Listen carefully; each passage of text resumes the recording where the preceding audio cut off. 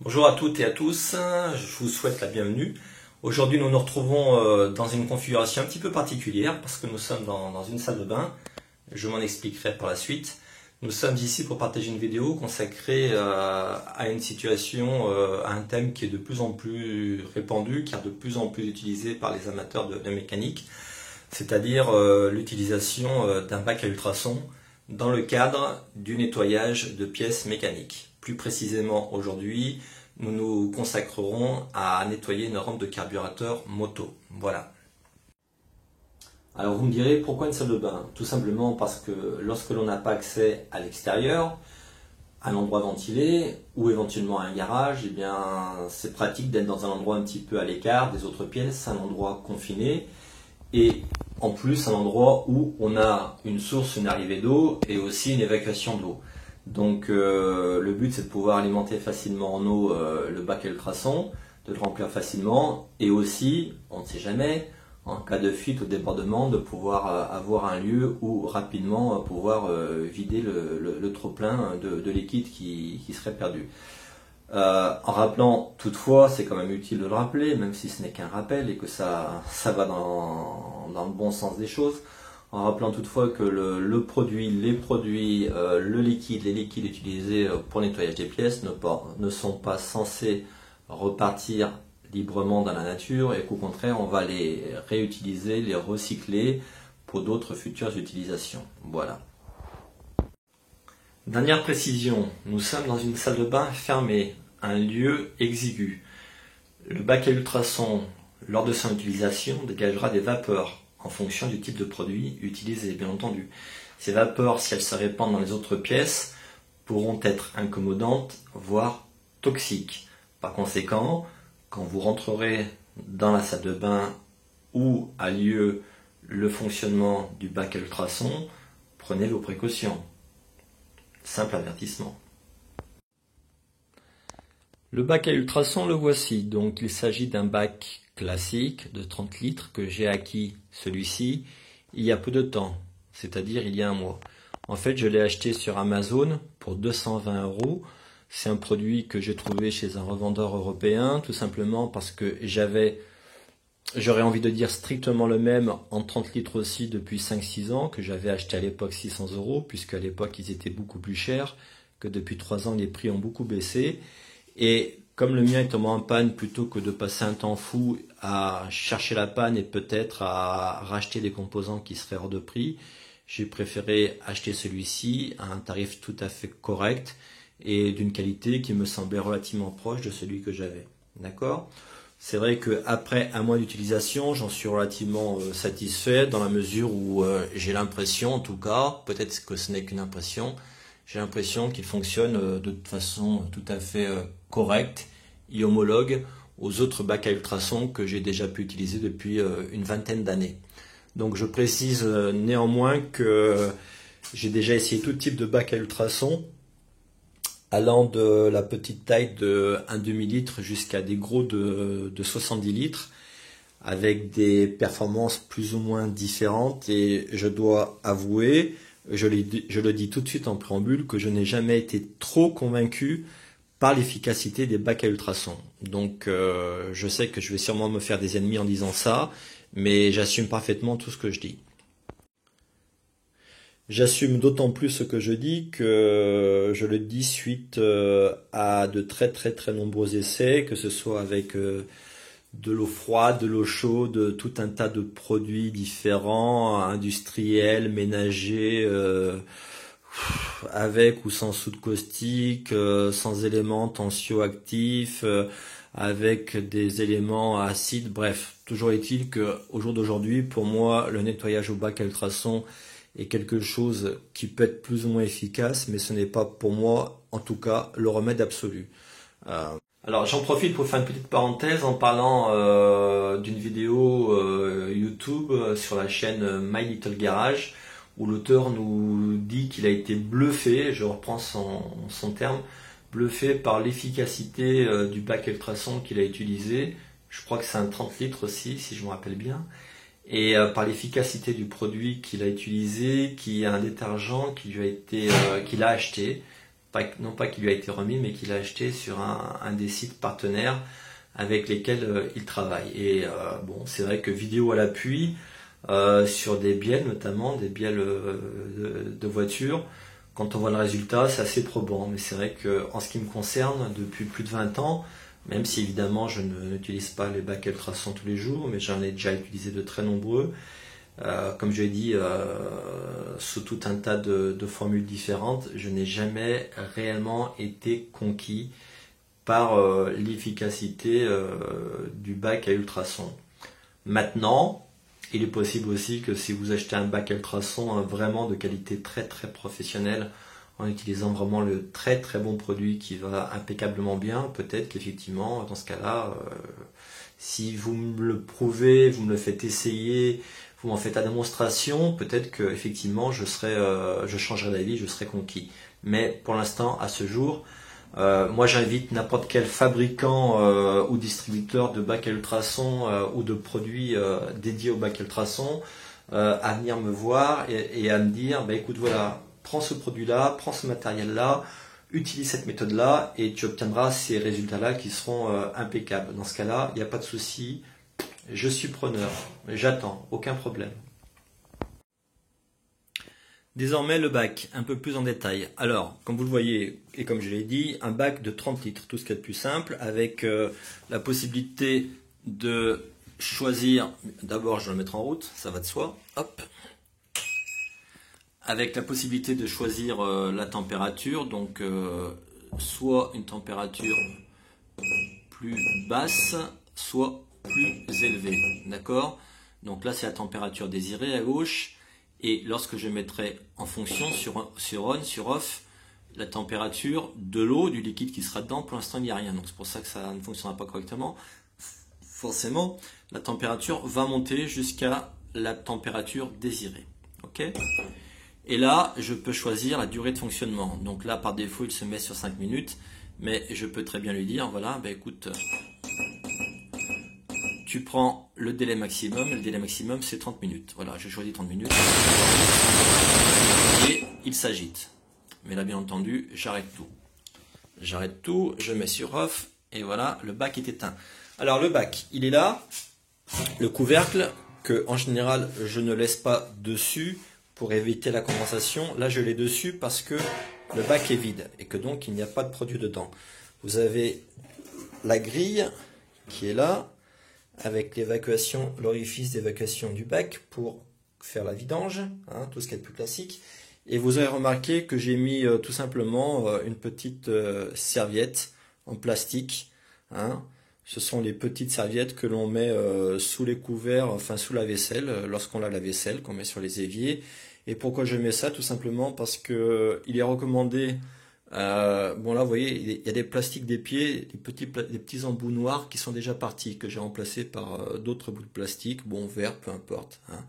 Le but c'est que la matière, l'inox du panier ici ne vienne pas au contact des parois du bac, parce que comme le bac vibre forcément à une vitesse hyper rapide, à des fréquences très très élevées, cela ferait des micro-cisaillements entre le contact émis par le panier et les parois du bac à ultrasons. Donc le fait d'avoir des petits amortisseurs en caoutchouc, ainsi, ça permet d'éviter la détérioration des parois du bac.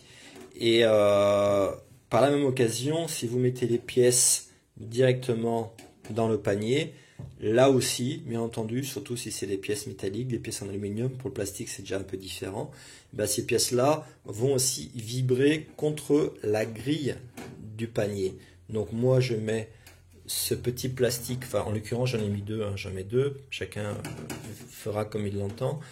J'ai mis ces deux petits plastiques, ces deux petits tapis en plastique en fait, qui viennent justement éviter que les pièces métalliques ne reposent directement sur la grille du panier. Voilà, moi c'est une petite astuce que j'utilise depuis des années, parce que sinon j'ai remarqué que sur les pièces métalliques, très souvent on a tendance à avoir des traces qui apparaissent après un nettoyage.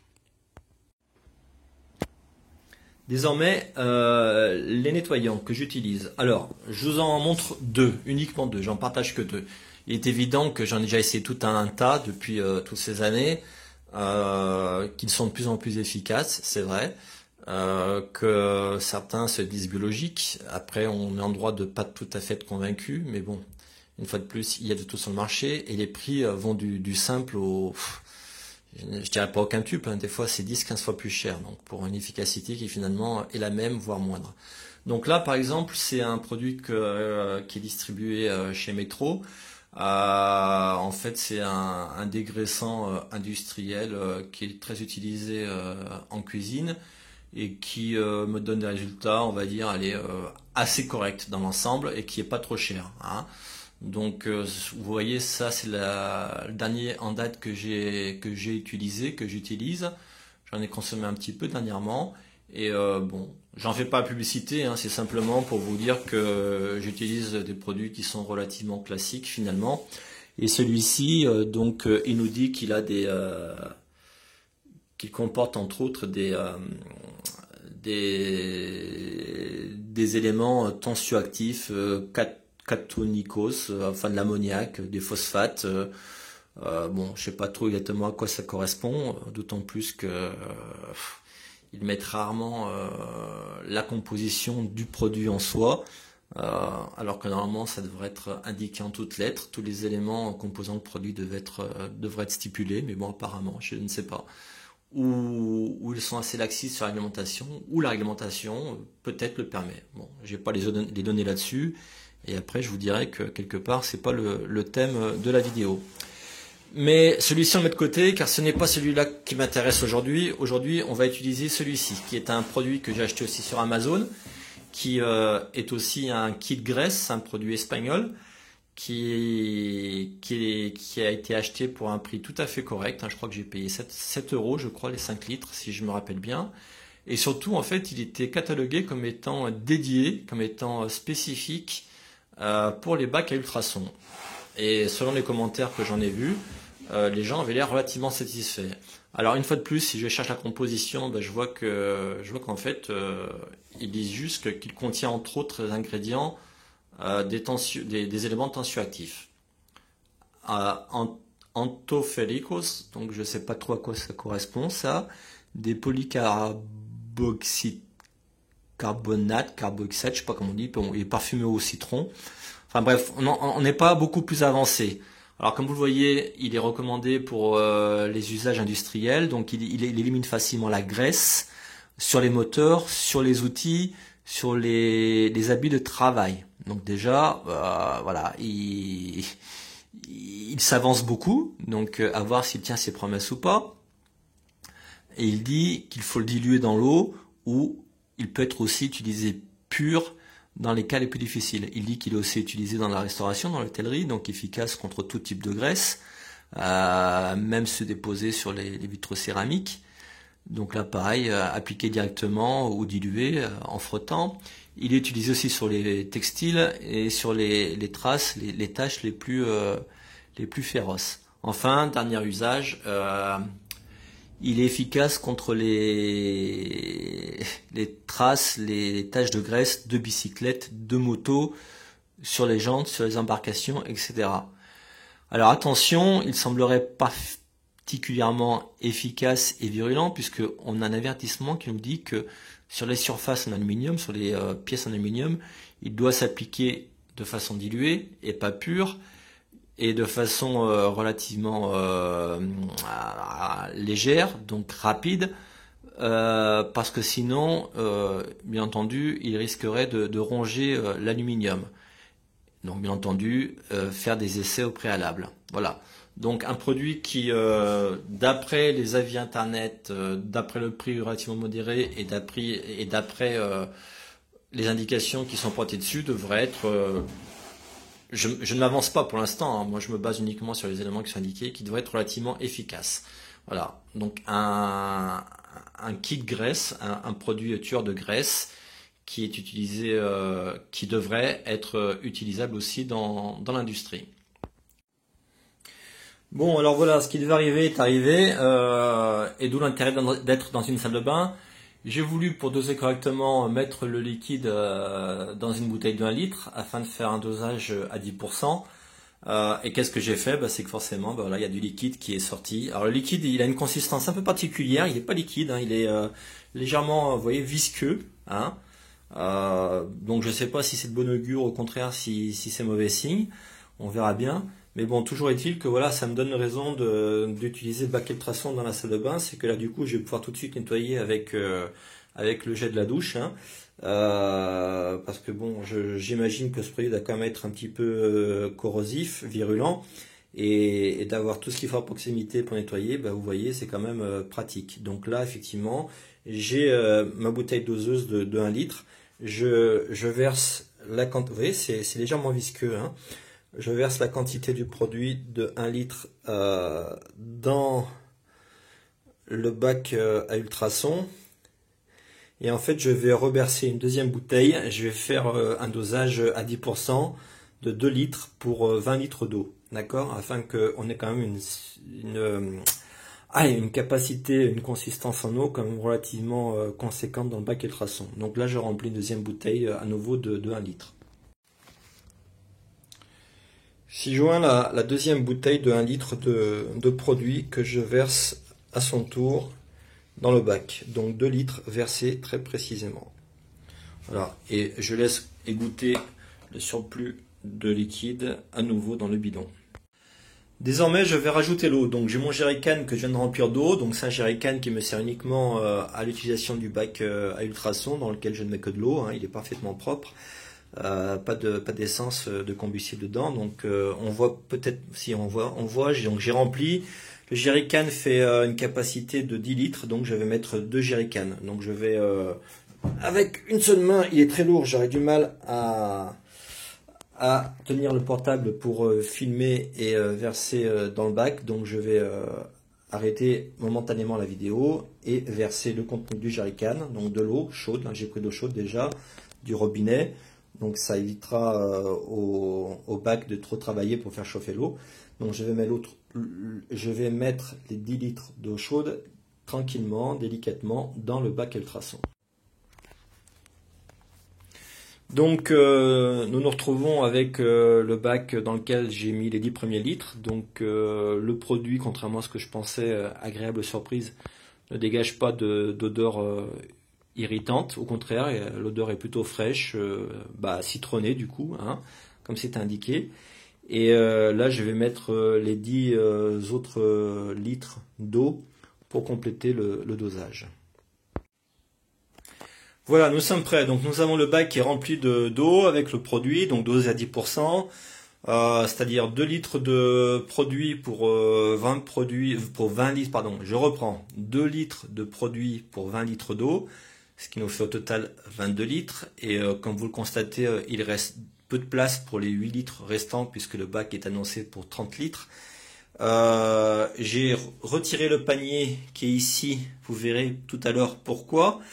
Car on va mettre les pièces directement dans le panier et après on immergera le panier dans le bac.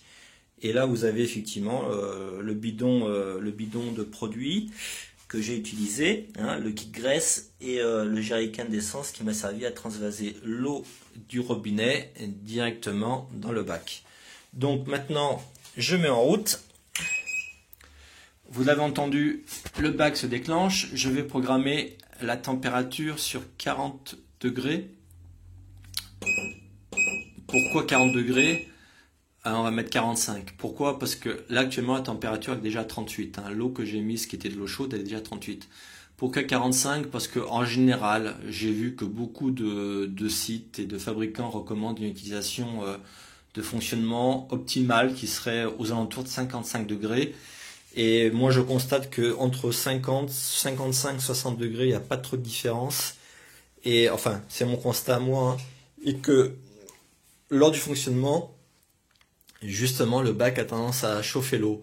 Donc quand l'atmosphère n'est pas trop froide, si vous mettez une température envisagée de 40-45 degrés, automatiquement, avec son fonctionnement, le bac fera chauffer l'eau et l'eau montera d'elle-même à 50-55 degrés.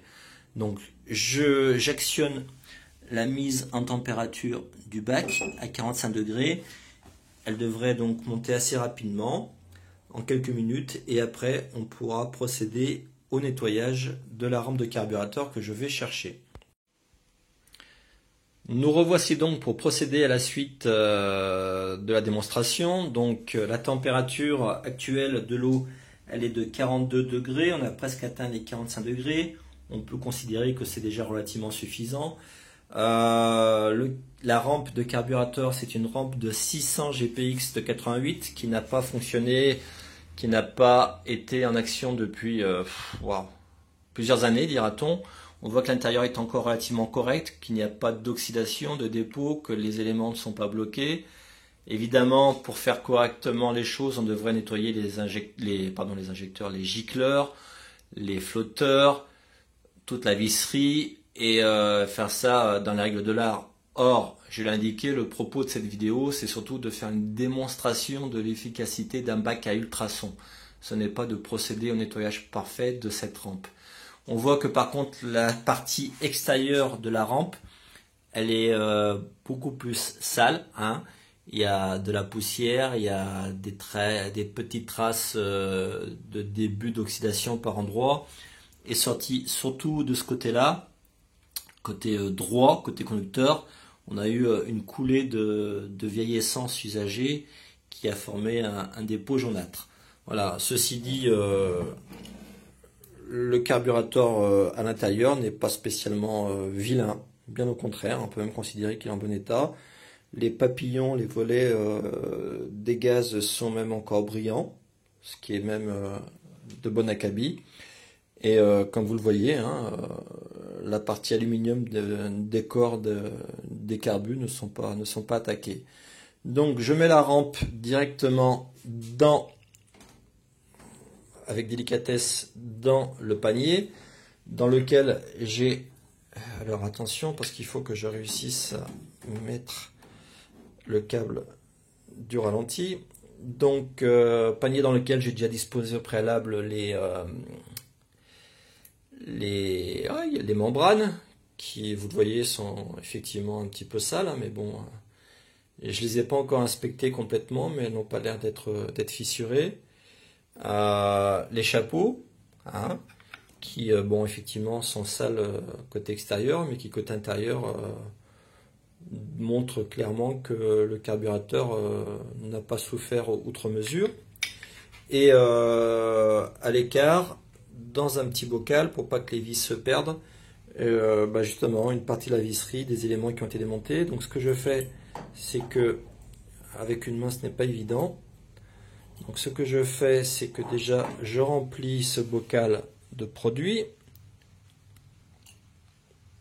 Pourquoi? Parce que sinon, si je le mets directement dans le panier et qu'ensuite j'immerge le panier, bien entendu, qu'est-ce qui se passera? Le bocal flottera, se retournera et toutes les vis, elles vont forcément aller au fond du bac. Et vu que le but c'est de garder les vis et les petites pièces jointes ensemble et qu'elles ne se dispersent pas dans le bac pour ne pas venir frotter contre les parois du bac, je préfère les garder dans le bocal qui est là. Et enfin, dernière partie qui nous intéresse le plus, les cuves. Et les cuves, on s'aperçoit que l'ancienne essence usagée séchée a laissé un dépôt encore visqueux, souple, qui n'est pas durci, mais un dépôt quand même des composants, des constituants de l'essence qui s'est évaporé.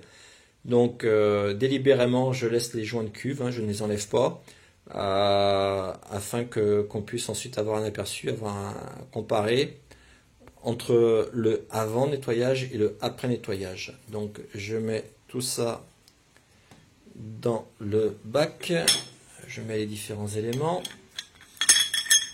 de façon à ce que ça ne vienne pas au contact des membranes surtout, car ce sont les éléments les plus fragiles et qui m'intéressent le plus. Donc comme vous le constatez, toutes les cuves disposent de ce dépôt qui n'est pas très reluisant. Je viens optimiser au maximum la place du panier. J'y dispose, alors c'est pas évident avec une seule main, donc je fais ce que je peux. Et je n'ai pas d'assistant et encore moins d'assistante, ce qui est fort dommage.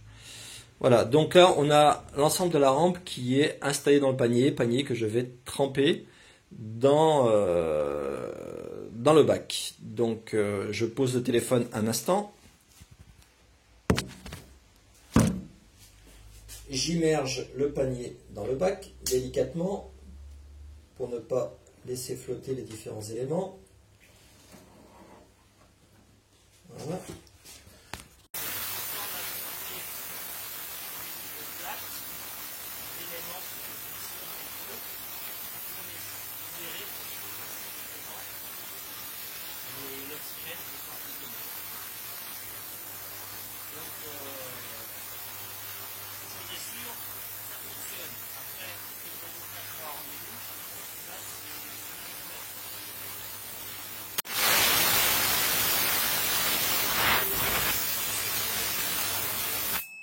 Et voilà, c'est fini.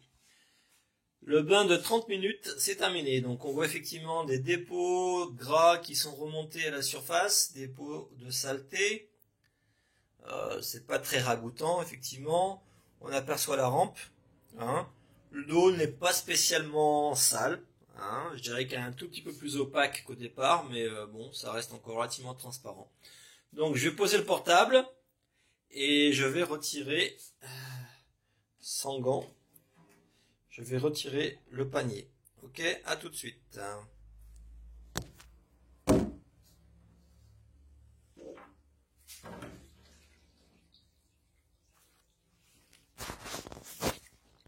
Hop, je reprends. Je laisse le panier s'égoutter quelques instants au-dessus du bac. Et on constate que en fait, au premier abord, ça n'a pas l'air spécialement beaucoup plus propre. Donc là, si je prends une cuve, extérieurement, il y a du mieux. Intérieurement, que dalle, que dalle. Le gras est toujours là. Il ne s'est pas du tout décroché.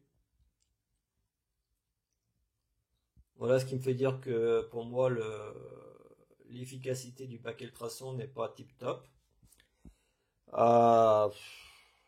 Effectivement, l'avantage du bac ultrason et pourquoi j'utilise, c'est parce qu'en fait, ça permet de décoller. Ça permet de décoller la saleté. Et vous voyez, effectivement, ça s'enlève encore plus facilement qu'avant.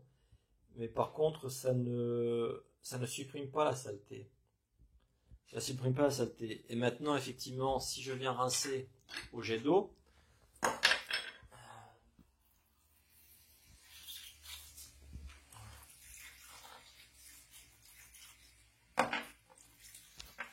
donc c'est pas évident de filmer avec une main et puis d'agir avec l'autre.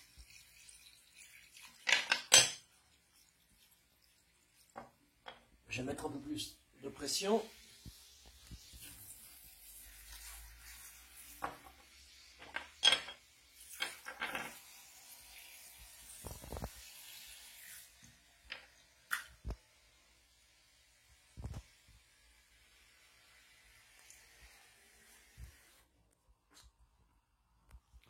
Bon, on s'aperçoit que ça nettoie un petit peu, mais voilà. En fait, les dépôts de gras, vous voyez, ça c'est du gras, hein, de l'ancienne essence, qui a l'air d'être un petit peu aggloméré à la composition du produit.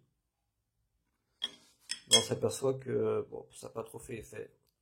La couche oxydée sur le carbu, sur la rampe, elle n'est pas franchement partie. Ouais, en fait, je suis pas convaincu, quoi. C'est toujours aussi oxydé. Ouais.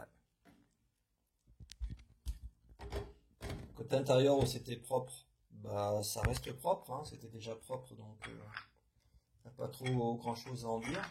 Aïe, aïe, aïe. C'était déjà relativement propre à l'origine, donc ça reste propre.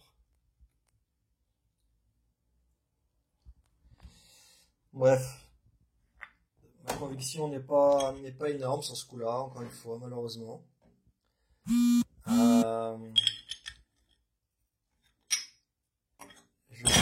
Merde! Voilà, donc ce qui va arriver arrivera. Je vais reprendre ça tout de suite. Bon voilà, j'ai ressorti la cuve. Donc j'étais en train de vous montrer une membrane. C'est vrai que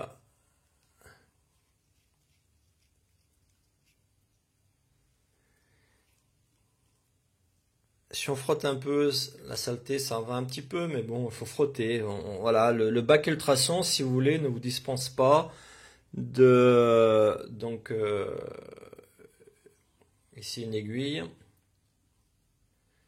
Le bac à ultrasons, si vous voulez, ne vous dispense pas de faire malgré tout un nettoyage mécanique au pinceau, à la brosse métallique souple, pour enlever en fait toute la saleté que vous avez sur la pièce mécanique. Donc là, par conviction, je vais faire une deuxième passe, puis peut-être une troisième. Mais bon, force est de constater que ce produit dans lequel j'ai investi, c'est pas trop cher, hein, je crois 7 euros si je ne m'abuse, si je me souviens bien. Bah, ce produit n'est pas franchement plus efficace que ceux que j'ai testés jusqu'auparavant. Je dirais même que il est moins efficace que certains. Après, il ne semble pas avoir attaqué l'aluminium, contrairement à ce qui est indiqué sur les recommandations. Voilà. Donc ça ne dispensera pas pour avoir une rampe belle et propre à l'extérieur, de faire un microbillage, un micro-sablage, aérogommage, appelez ça comme vous voulez, hein, ou éventuellement un vapor blasting pour ceux qui sont équipés. Donc c'est un aérogommage mais associé à de l'eau, qui est plus efficace et qui offre un résultat un peu plus lisse. Mais après, pour la partie intérieure, à part frotter, à part utiliser la soufflette pour libérer. Nous revoici avec la fin d'une deuxième passe. Donc cette fois-ci, j'ai augmenté l'eau. Je l'ai mise à 50, enfin j'ai augmenté l'eau. J'ai augmenté la température de l'eau que j'ai poussée jusqu'à 55 degrés. On voit qu'effectivement, il y a beaucoup plus de vapeur parce que l'eau forcément chauffe beaucoup plus. J'ai rajouté quelques éléments, hein. J'ai rajouté deux éléments que je voulais nettoyer. Ici un feu arrière qui ressort dans un état bref, dans un état un peu plus propre que celui dans lequel je l'avais mis. Mais bon, on voit que les traces de rouille, elles, par contre, elles restent toujours collées, hein, ça ne se débloque pas. J'ai l'impression que oui, ça m'a nettoyé un petit peu le feu. Mais bon, une fois de plus, c'est sans grande conviction, hein. Alors à savoir que le bac à ultrasons est quand même relativement efficace sur les parties, sur les pièces en plastique, beaucoup plus que sur les parties en fer ou en aluminium qui seraient oxydées. Et là, un capot de boîte à air d'un 2,5 TDR. Donc on fait dans la diversité, c'est complètement différent. Donc l'eau elle est chaude par contre là je me crame les doigts. Le capot était un peu sale et je l'ai nettoyé avant de tremper dans le bac à ultrasons pour enlever les résidus de traces qui pouvaient subsister. Et bon, bref, il faut passer au jet. Je vais passer au jet pour vérifier tout ça. Ah tiens, bah surprise, un carreau qui s'est décollé. Ce sont les aléas du direct.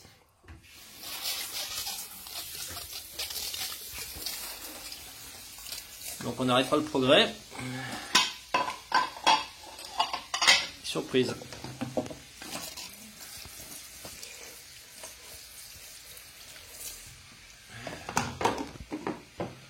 Je rince rapidement les deux pièces, hein. Le but c'est pas de les nettoyer complètement, c'est simplement de vous donner un aperçu de ce qui est faisable avec le bac à micro-ondes et surtout de voir si effectivement on a une efficacité redoutable ou telle que moi je la constate, efficacité très moyenne en fait, hein. Mais bon, une fois de plus, hein, je suis ouvert à la contestation, je suis ouvert à la critique, je suis ouvert à tous les conseils possibles et imaginables. Donc là, on s'aperçoit que sur le plastique, effectivement, il y a des traces de rayures qui sont propres à la pièce elle-même, hein. Mais là, c'est relativement bien parti, hein. J'ai plus de traces de grains ni quoi que ce soit, contrairement à avant quand j'avais mis. Donc là, je suis relativement satisfait du résultat. j'essuie sur moi et non, sincèrement, là, c'est pas mal du tout. C'est pas mal du tout, mais bon, la pièce dans l'ensemble, déjà, elle était relativement propre. Donc, voilà. Après, c'est pas non plus là-dessus que j'attends le plus l'utilisation d'un bac à ultrasons, hein. Donc, je pose la pièce et j'en reviens à ma rampe à carbu. Donc, je pose le portable un instant afin de récupérer le panier.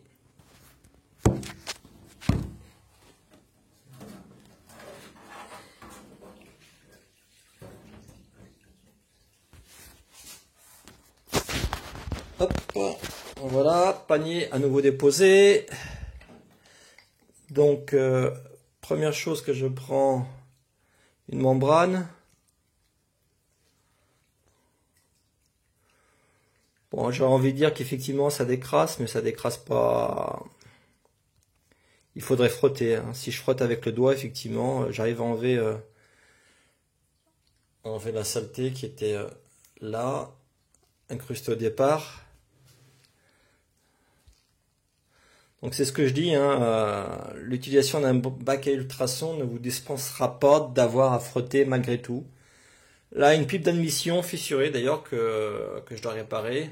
Enfin, quand je dis réparer, elle est fissurée côté extérieur, donc encore utilisable. Mettre un petit peu de pâte à joint, de pâte à pare-brise exactement, qui permet de colmater et d'être résistante dans le temps et avec la chaleur. Donc une pièce qui est relativement propre. Et mes fameuses pièces de la rampe, donc on voit toujours le dépôt, hein, le dépôt de salpêtre qui est agglutiné au fond des cuves, ainsi que l'oxydation pénétrante, pénétrante non, l'oxydation en surface, c'est l'inverse, en surface, déposée sur l'aluminium qui, cette oxydation-là ne partira pas, tant que je ne frotterai pas. Voilà. Et qui dit frotter, dit le faire avec un pinceau trempé dans un produit tel que le White Spirit, l'essence, le gasoil ou tout autre produit de fontaine très très efficace, mais avec des composants pétrole ou inflammables malheureusement. Ou alors frotter peut-être avec la brosse métallique, la souple, celle en cuivre, en laiton. Bon, voilà.